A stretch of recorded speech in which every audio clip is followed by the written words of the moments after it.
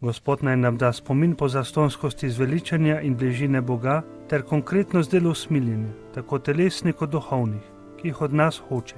Tako bomo osebe, ki pomagajo odpreti vrata nam samim in tudi drugim.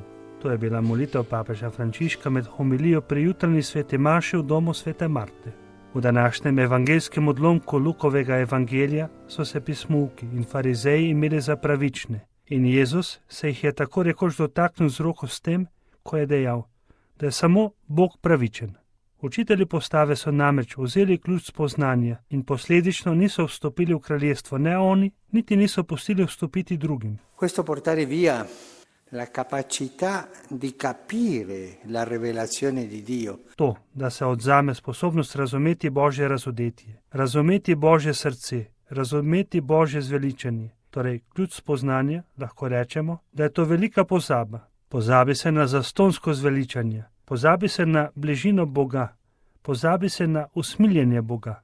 In ti, ki so pozabili na zastonsko zveličanje, na bližino Boga, na usmiljenje Boga, so vzeli ključ spoznanja.